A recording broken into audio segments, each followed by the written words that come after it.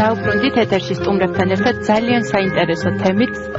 აღმოჩნდა, რომ ახალ საინტერესო პროექტზე უნდა ვესაუბროთ ჩვენ მაყურებელს, რომელიც აგვისტოში დაიწყო. სახელწოდება შემდეგია თურქეთელი ქართველების ფოტომატიანე და ეს ფოტომატიანე გააერთიანებს საუკუნოვან ისტორიას მუჰაჯირების და მათი შთამომავლების. თემასთან დაკავშირებით ჩვენი სტუმრები არიან დღეს მირიან ხოჩიტაშვილი, საქართველოს პარლამენტის ეროვნული ბიბლიოთეკის გენერალური დირექტორის მოადგილე და ლევან თაქთაქიშვილი, საქართველოს პარლამენტის ეროვნული ბიბლიოთეკის საბიბლიოთეკო რესურსების მართვის დირექტორი და დიდი მადლობა რომ დღეს ჩვენთან ერთად ხართ. ერთი ექსპედიცია უკვე შედგა, ეს უნდა ვუთხრათ ჩვენ მაყურებელს, მეორე იგეგმება ოქტომბერში. მოდით დავიწყოთ იმ ექსპედიციით, რომელიც უკვე განახორციელეთ, იმიტომ რომ ჩვენთვის ყველაფერი საინტერესოა. როგორ ცხოვრობენ, როგორ საუბრობენ, როგორია მათი ყოველდღიურობა. პირველ რიგში ძალიან დიდი მადლობა იმისთვის, რომ თქვენ დაინტერესდით ამ თემით.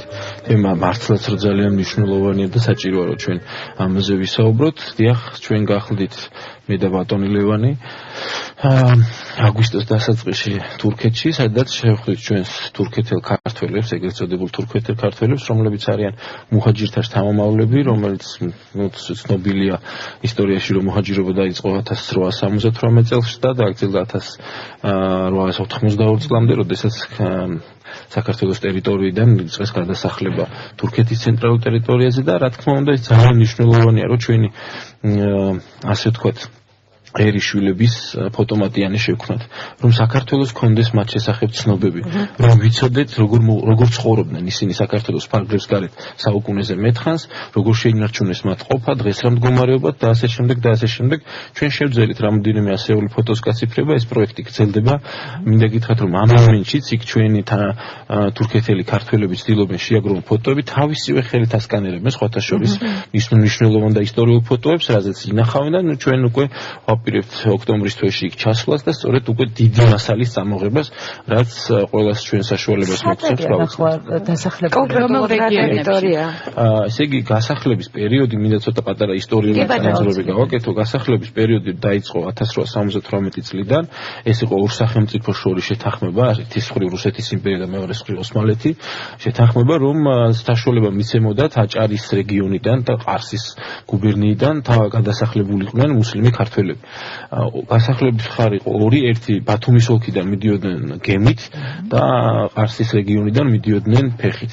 და ძირითადად განსახლების არეალი არის მარმარილოს ზღვის აუზზე, ასე ვთქვათ, ცენტრალური თურქეთი, ქალაქი ბურსა, ქალაქი ინეგოლი, სადაც კომპაქტურად ცხოვრობენ ისინი და მეორე ნაწილი არის შავი ზღვისპირეთი, ქალაქი სინოპი, უნიე, ორდუ, ფაცა და ასე შემდეგ, ესაც შავი ზღვისპირეთში არიან დასახლებული. საინტერესო და ძალიან საგულისხმო ფაქტია, რომ ჩვენი ქართველები სახლდებოდნენ იმ ტერიტორიაზე, თვითონ ირჩევდნენ სხვათა შორის ტერიტორიას, რაც თავის სოფელს ან ქალაქს გავდა. გეოგრაფიულად სახელწოდებაშიც რაღაცა მსგავსი იყო, ხო რაღაცას მე როგორც ვიცი ქართული სახელი დაარქვეს. ძალიან ბევრ სოფელს ერქვა ქართული სახელი, არაოფიციალურად. შემდეგ თურქეთის სახელმწიფომ გადაარქვა ყველა სოფელს სახელი და ეხლა ოფიციალურად სხვა სახელები ქვია. სხვათა შორის ტოპონიმები, მაგალითად მთის, ღელეს და ასე შემდეგ ველის სახელები აქედან წაღებული იყო ძალიან ბევრი და ასე მოიხსენიებენ ზეპირსიტყვიერებაში. და რა თქმა უნდა არაოფიციალურად. ამის განაცვლება ვერ შეძლეს ვერ შეძლეს და რაც ყველაზე მთავარია ენის ჩანაცვლებაც აი ახლა ეს გვაინტერესებს როგორ ცხოვრობენ ქართველები, ამდენი წელი გავიდა თურქეთელი ქართველები, შეგვიძლია ასე მოვიხსენიოთ, ამდენი წელი გავიდა, რა არის ყველაზე თვალსაჩინო, როდესაც მიდიხარ და ყველაზე მეტად სად ეტყობათ, რომ ისინი ქართველები არიან? სახლებს ეტყობათ რაღაც, რომ არის ძველი სახლები, მაგრამ უმეტესად ეხლა იქ მიდის ახალი სახლების მშენებლობა და ამიტომ ეს ნელ-ნელა აი იაილებს ეძახიან, აი იქ რაღაცა ჩანს, რომ იქ ქართული რაღაც არის, მაგრამ ეს საცხოვრებელში ეს არ ეტყობა. და ალბათ საჭმელებში რაღაც კერძებში ხო ქართულად საუბრობენ? კი, რა თქმა უნდა, ჩვენ ვისთანაც ვიყავით, უცებ რომ თვალები რომ დავხუჭე და უსმენდი, ვერ წარმოვიდგენდი, რომ ის იყო, თქვათ, თურქეთში მაცხოვრებელი ქართველზე უფრო კარგად ლაპარაკობდა ეს კაცი. თუმცა, რა თქმა უნდა, ეტყობათ რაღაცა ის რაღაც სიტყვებს თურქული მოდის ხო ეთყობა ისინი მაინც ფიქრობენ თურქულად აი როგორც ჩვენ უცხოეთ ქვეყანაში თავიდან გაგა ხო თუმცა რაღაც პერიოდში 10-15-20 წუთის მერე საუბრის მერე რა თქმა უნდა უმჯობესდება მათ და რის ხარჯზე მოხდა ეს იმიტომ რომ ეს ხო არ არის ლაპარაკი 5 და 10 წელიწადზე ძალიან დიდ დროზე ლაპარაკი ანუ ისინი მშობლები ოჯახებში ქართულად საუბრობდნენ ძალიან საინტერესოა სწორედ ეს ფაქტი და მომენტი რომ აუცილებლად დედა ესაუბრებოდა შვილებს ქართულად ამან შეინარჩუნა ქართული ენა. გარდა ამისა თვითონ იყო დაინტერესება. მნიშვნელოვანია ის რომ ერთ ძალიან მნიშვნელოვანმა მომენტმა განაპირობა. ქართველები კომპაქტურად ერთად ყველა ჩასახდა ერთ სოფელში. რომ გადავხედოთ ძველ სოფლებს ლევანმა აღნიშნა. იაილები ნიშნავს სამთო-საძოვრებს, საზაფხულო საძოვრებს. ანუ თაში სადაც ცხოვრობდნენ. იქ ყველა სოფელი არის ეთნიკურად ქართული. ნუ რამოდენიმე სოფელი შეიძლება იყოს არაქართული, მათ შორის შერეული კავკასიელებთან, მაგალითად ჩერქეზებთან. და ქართულ სოფლებში თვითონ მოსახლეობა აბსოლუტურად ქართულად საუბრობდა. ჩვენი ყოფნის დროს და იქ მრავალი წელია გვიწევს ყოფნა ამ ქართველებთან ურთიერთობა, გამოიკეთა ძალიან მნიშვნელოვანი ფაქტი, რომ ბევრმა ქართველმა თურქული არ იცოდა. მაგალითად 50-იან 60-იან წლებში იხსენებენ რომ ადამიანებმა თურქული არ იცოდნენ, როდესაც ბავშვები მიიყვანეს თურქულ სკოლაში, ვერ იგებდნენ რა ხდებოდა, იმიტომ რომ მასწავლებლები ვერ უხსნიდნენ მათ სიტუაციას. შესაბამისად უფრო ენის მივიწყება ბოლო ასე ვთქვათ 30-40 წლის განმავლობაში დაიწყო და რატო? ამასაც აქვს დიდი მნიშვნელობა. როდესაც თურქეთის სახელმწიფო მოძლიერდა და ასე ვთქვათ დიდი ქალაქებში სამრეწველო ცენტრები გაჩნდა, საჭირო იყო მუშახელი და აი ამ გლობალიზაციის ასე ვთქვათ პროცესმა ერთგვარად დააჩქარა ის რომ სოფლიდან წამოვიდა მოსახლეობა ჩამოვიდა ქალაქში, აღარ უწევდა ქართულ გარემოში ყოფნა და არა ქართულ გარემოში იძულებული გახდა რომ ენა ესწავლა. და სოფელში დაბრუნება ქართველებთან ურთიერთობა ესე ვთქვათ შენელდა. შესაბამისად ენაც ნელ-ნელა იწყება დაბრუნებას რაც შეეხება საინტერესოა როგორია მათი განწყობა ბავშვად საქართველოში დაბრუნებასთან დაკავშირებით თუ გამოთქვამენ მსგავს სურვილს ან თუ ორმაგი მოქალაქეობის სურვილი თუ აქვს ორმაგი მოქალაქეობა დიახ ძალიან ბევრს აქვს მე დაახლოებით 10,000-ზე მეტი ადამიანი ვიცი რომელსაც ორმაგი მოქალაქეობა აქვს ისინი აქტიურად ჩამოდიან საქართველოში სხვათა შორის აი აჭარის რეგიონში საიდან რომელიც ძირის სოფლებიც გამოიკვლიეს არიან წასულები და გადასახლებულები მოდიან ნათესავებს ნახულობენ ჩამოდიან თბილისში საქართველოს სხვადასხვა მხარეში აქტიურად სურთ საქართველოსთან ურთიერთობა.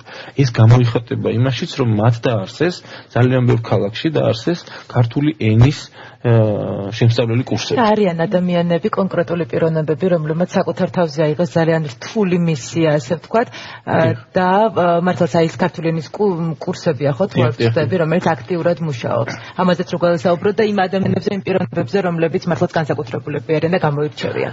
მე არ შემიძლია არ გამოყო და ვთქვათ, მე და ლევანი გახდით სწორედ იმ გარემოში, სადაც მოღვაწეობდა ესეთი ცნობილი თურქეთელი ქართველი ბატონი ახმედ ბელაშვილი, რომელსაც თურქეთის ილია ჭავჭავაძესაც უწოდებენ.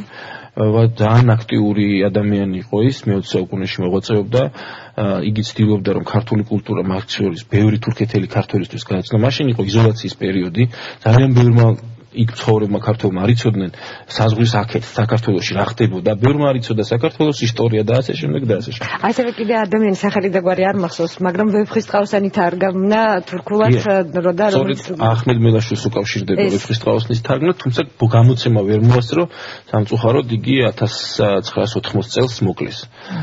სწორედ ბევრი ვარაუდით სწორედ მის აქტივობას უკავშირდება. იგი ცდილობდა რომ თურქეთელ ქართველებში გაეღვივებინა ქართული სული.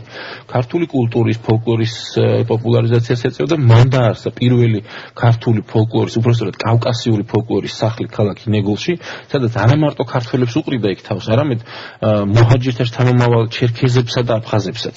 და ისინი ძალიან დიდ პატივს სცემდნენ ბატონ ახმედს, ის ხშირად ჩამოდიოდა საქართველოში ჯერ კიდევ საბჭოთა დროს და აქედან მიქონდა ლიტერატურა, წიგნები, ცდილობდა რომ ესწავლებინა ქართული. ნუ გასაგები ხდება ჩვენთვის, რატო იხსენიებდნენ ისე როგორც იხსენიებდნენ იქაური ლია ჭავჭავაძე და მისი საქმიანობიდან და პრინციპში სიცოცხლეც ისე დაასრულა, რომ ეს პარალელი გასაგები ხდება. აბსოლუტურად გასაგები.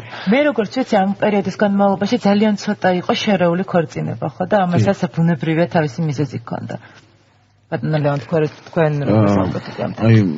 ეხლა რო ხვდებით უმეტეს შემთხვევაში შერეული დედა ესე იგი არის ესე იგი დედა არის ზოგჯერ უკვე არაქართველი, რაც იწვევს უკვე ამ ენის დაიწყებას. ამავე დროს დიდი ყველაზე ცუდი იყო აი ეს პერიოდი 1959 წლიდან 98 წლამდე, იმიტომ რომ 59 წელს გახსოვთ თქვენ იყო აი თურქეთის პრეტენზია დააყენა საბჭოთა კავშირმა თურქეთის ტერიტორიის რაღაც ნაწილის გადმოცემაზე, რის მერე საზღვარის საბოლოოდ ჩაიკეტა, უკვე 45 წლის მერე ჩაკეტილი იყო. იქამდე გადადიოდნენ ქართველები და იყო რაღაც კავშირები, მაგალითად ჩვენ შევხვდით ერთ კაცს, რომელიც 1941 წლის ნოემბერში იყო გადასული, იმიტომ რომ ომში არ უნდა წავსვა და ბათუმიდან გადაიპარა ოჯახის კაცები, ესე იგი ოჯახის მამა თავის შვილთან ერთად გადავიდა და დატოვა აქ ცოლი და გოგოები და გადავიდა და ეს კაცი, რომელიც ახლა არის რაღაც 70 წლის მომიყვა რომ 51 წლიდან ჩვენ არ ვიცოდით 57 წლამდე თუ როგორ იყვნენ ჩვენი დედა და ჩვენი დედი და რა თქმა უნდა აქედან ესენი გადაუსახლებიათ ყაზახეთში და ყაზახეთთან როცა დაბრუნდნენ საქართველოში იქ ვიღაც ნაცნობის იმითი გამოაგზავნეს და მამაჩემს როდესაც აუტანეო თოხნი და ყანასო და რომ მიუტანე წერილო მე ვერ გავბედე გახსნაო რომ გახსნაო უცებ ჩაიკეცაო და თქვაო რომ აიო დედა შენი წერილს გიგზავნისო და ის უკვე საქართველოშია დაბრუნებული და აი ეს პერიოდი წარმოიდგინეთ 59 წლის მერე ისინი იყვნენ დიდ წნეხის ქვეშ და ამიტომაც თანაც შემოვიდა უკვე რადიო, ტელევიზია, საბოლოოდ უკვე ის მოახდინა რომ ბავშვებმა ყველამ თურქული ენა აირჩიეს და ნელ-ნელა ეს ქართული ენა ხდება მეორე ხარისხოვანი, ეს სამწუხარო ფაქტია. ქართული ტრადიციები შენარჩუნებულია? დიახ. ძალიან საინტერესოა რომ ეს ოჯახურ ყოფაში ხდება. ქართული ტრადიციები მაგალითად იგივე საკვებთან დაკავშირებით ძალიან ბევრ ქართულ კერძით რომ ჩავალთ და ვეტყვით რომ ჩვენ ვართ გურჯები ასე ვთქვათ. ქართული კერძებით ცდილობენ რომ მიაგზავნონ და გაგვიმასპინძლონ, იმიტომ რომ თავი წარმოაჩინენ რომ გვითხრან რომ აი ჩვენ არ დაგვავიწყდა ქართული. ყველაზე აქტიურად შენარჩუნებული არის ქართული ფოლკლორი, გულისხმობ ცეკვას. იმიტომ რომ ყოველი მეორე ახალგაზრდა იცის ასე თუ ისე დაკვრას და ცეკვას ქართული აჭარული ცეკვა ყველა მიცის. და არის შექმნილი ქართული ფოლკლორის სახლები, სადაც მათ სხვათა შორის აქედან ჩასული პედაგოგები ასწავლიან ცეკვას და აი ბომია ცეკვის. თურქული მხარე ეთყობა ხელს უწყობს ხო მათ, იმიტომ რომ კულტურის სახლების შექმნაში სავარაუდოდ დაჭირდებოდა თანამშრომლობები მხარე. რა თქმა უნდა, დღეს საბედნიეროდ ეს პრობლემა აღარ დგას. თურქეთის სახელმწიფო ასე ვთქვათ ოფიციალურად დაშვებულად მიიჩნია რომ ეთნიკური უმცირესობების საკუთარი ენების ცოდნაში ხელი შეუწყოს და არ შეუშალოს ასე ვთქვათ, შექმნილია ქართული ფოლკლორის კულტურის ცენტრები, სადაც ქართულ ენას ასწავლიან. ჩვენ ეროვნული ბიბლიოთეკა პერიოდულად უგზავნით მათ დედაენებს, საჭირო ლიტერატურას იმისთვის, რომ უფრო გაღრმავდეს ენის ცოდნა, არ დაიკარგოს ენა. ასე რომ აი ამაშიც გამოიხატება მათი ქართველობა და დაინტერესება. სხვათა შორის ძალიან მნიშვნელოვანი იყო, რომ ბევრ ფაქტს შევესწარით ასეც, როდესაც აქედან წასულმა ადამიანმა წაიღო ვაზის ჯიში და დღეს რომ ჩავალთ, უკვე საუკუნეზე მეცან გადაარჩინა და აქვს ვენახი, საკუთარ პატარა ვენახი, ბუნებრივია საკუთარ ეზოში. რეაქცია ჰქონდათ თვითონ, როდესაც გაიგეს, რომ ასეთი პროექტით ჩადიხართ და რაღაცა განსაკუთრებული მისია გაქვთ, საბოლოოდ ბოლოს პროექტებს ვისაუბროთ, კიდევ რა ექსპედიცია იგეგმება და როდის გამოიცემა უკვე ერთად. რეაქცია აქვს ძალიან კარგი, დადებითი ემოციებით ივსებიან, როდესაც ვესაუბრებით ქართულად და მხოლოდ ერთ რამეს გვგონია, ნელა თუ შეიძლება, ნელა გისაუბრებთ, იმიტომ რომ არა, როდესაც საუბრობთ, მათ სიტყვების გაგება უჭირთ. აღსანიშნავია ალბათ აუცილებლად ის, რომ ისინი რიცხობრივად საკმაოდ ბევრი არიან, მილიონ ადამიანზეა საუბარი. დაახლოებით ცოტა მეტის, თუმცა რა თქმა უნდა, ყველა მათგანმა ქართული არ იცის, მცირე ნაწილმა იცის ქართული, სხვადასხვა მონაცემებით, აი იმ პერიოდში, როდესაც მუჰაჯირობა დაიწყო, 120.000-მდე ქართველი იქნა გასახლებული ყარსის ოლქიდან და ბათუმის ოლქიდან ერთად. შესაბამისად მათი შთამომავლებმა იმრავლეს და ეს ძალიან მნიშვნელოვანია. რაც შეეხება პროექტი არის ძალიან მნიშვნელოვანი და ისინი ემოციურად და სიხარულით ხვდებიან, იმიტომ რომ ფიქრობენ რომ ამ ფოტოებით, როდესაც ისინი ჩვენ ისტორიულ ფოტოებს გვაძლევენ, აი სამშობლოში ბრუნდებით. ძალიან დიდი ინტერესით ეკიდებიან იმ ფაქტს, რომ საქართველოსთან მიდის გამოხმაურება და ინტერესი მათ მიმართ. ბუნებრივია და უხარიათ ეს ამბავი და გვეკითხებიან სად განთავსდება, როგორ განთავსდება, ნახავენ თუ არა ჩვენებს გულისხმობენ თქვათ იმ სოფლის მოსახლეობას ან ნათესავებს, რომლებიც ამ გასახლების პერიოდში დარჩნენ საქართველოს საზღვრებში. ასე რომ ეს არ იქნება მხოლოდ ფოტოები, ხო? მე როგორც ვიცი, რაღაცა ერთგვარი დოკუმენტური მასალაც იქნება, წერილები და ასე შემდეგ გაერთიანებული ამ გამოცემაში. მათ შორის წერილებიც თუ კი იყო საქართველოსთან გაგზავნილი ან პირიქით იქიდან გამოგზავნილი წერილები, ძალიან ემოციურია, ხო? სავარაუდოდ გაეცნობოდით უკვე, როცა არ გაქვს შესაძლებლობა რომ დაეკონტაქტო შენი ოჯახის წევრებს და ხშირად წლები გრძელდებოდა ეს ყველაფერი, მიმოწერა ალბათ განსაკუთრებით სენტიმენტალური იქნებოდა. ბუნებრივია, გაუმართავი ქართული თასოების მოხაზულობა სხვაგვარი, მაგრამ თავარია რომ აზრს გამოხატავდნენ ერთმანეთთან მიმართებაში. ჩვენ აქტიურად, ესე იგი, ბატონ ლევანი საუბრობს ალბათ Facebook-ის გვერდისთან დაკავშირებით, რომელიც ჩვენ დავარსეთ. და ძალიან საინტერესო რომ ეს Facebook-ის გვერდი იქნება ძალიან აქტიური და ლევან ჩვენ ახლა თუნდაც გამოცემა არ ვიფიქროთ რომ ეს არის წიგნადი გამოცემას რა თქმა უნდა თავისი ხიბლი აქვს და კარგიც იქნება რომ გამოცეთ მაგრამ წიგნადი გამოცემა ხატული დატურა რო იყოს რაღაც მათი გამოცემული ნაწარმოები რო იყოს რა თქმა უნდა გამოვა მაგრამ აი ესეთი სურათები მიწერ-მოწერა და მათი ყოფითი ცხოვრების სამსახური მასალები რა თქმა უნდა სულ გაიზრდება და ამისათვის წიგნად გამოცემას ჯობია რომ ის იყოს ელექტრონული გამოცემა და ელექტრონულ გამოცემაში კავშირულ თეთრობისთვის გავაკეთეთ Facebook-ის გვერდი რომელსაც მათთან შეთანხმებით სახელწოდებაც უწოდეთ თურქეთელი ქართველები და თურქულად ბევრი კი იფიქრეს სახელზე იმიტომ რომ თავიდან უნდათ რომ ყოფილიყო ჩვენებურები მაგრამ ეხლა უნდათ რომ არა იყოს ისევ თურქეთის ქართველები და გურჯები რა თქმა უნდა იმიტომ რომ ხაზი გაესვას რომ ჩვენ ვართ გურჯები ეს უკვე ახალი პერიოდი იწყება მათ აღარ უნდათ ეს ჩვენებურები იმიტომ ეს ჩვენებურებში იმალებოდა ეს მაშინდელი ძველი თუმცა რა თქმა უნდა ისინი მაინც ფრთხილად არიან იმიტომ რომ მელაშვილის ტრაგიკული დასასრული სიკვდილი მაგალითად ასე სასტიკი 80-იან წლებში მათ მენტალობაში ეს დარჩა და ამიტომ არიან ძალიან ფრთხილად ამავე დროს აქვთ სურვილი რომ საქართველოსთან იყოს კავშირი და ისინი ამბობენ ჩვენ ვართ თურქები მაგრამ ჩვენ ვართ ქართველები აი ეს არის უკვე დღევანდელი რეალობა ისინი არ ამბობენ ისინი არ აფიქრობენ სეპარატისტულად ან რაღაცა ისე როგორც მაგალითად ქურთები არიან ამ ქვეყანაში ან სხვა ისინი მაგრამ ისინი ამბობენ რომ აი თურქები ვართ მაგრამ ამავე დროს ვართ ქართველები და ჩვენც აი ამ მიმართულებით უნდა ვიყოთ რომ ისინი უხერხულ მდგომარეობაში არ ჩავაყენოთ და ჩვენც თავი არ ჩავიგდოთ უხერხულ მდგომარეობაში ეს ჩვენ ვინც ვნახეთ ეს არის ზუსტად ეს ართვინის და არდაგანის და ამ ტერიტორიის ჩვენი ისტორიული საქართველოს ტერიტორიის გარეთ ვინც ცხოვრობენ და რა თქმა უნდა მათ ისიც იციან რომ ეს ტერიტორია თურქეთის ტერიტორიაა და იქ არ არის ის ოსკი არ უყურებენ ართვინის ციხეს არ უყურებენ თქვათ აი ამ ძველ ძეგლებს მათთვის გაცილებით ვითომ მაგრამ ისინი გაცილებით უფრო ქართულად უფრო გადალაპარაკობენ ვიდრე თქვათ აი ამ ოსკის გვერდზე ცხოვრობენ ექსპედიციის გეოგრაფია რომ მოგვიგებთ მოკლედ ოქტომბერში ჩვენ გვეგმავთ ექსპედიცია სწორედ შავი ზღვის ნაპირას ესენი როგორც წეგანაურში ქალაქის სინოპი და უნია სადაც ასევე კომპაქტურად ცხოვრობენ მუჰაჯირთა შთამომავალი ქართველები და სწორედ იქაც ამ ერთი ეტაპი დაიწყება ამ ფოტოების და ჩვენი ისტორიული მასალის გაციფრება.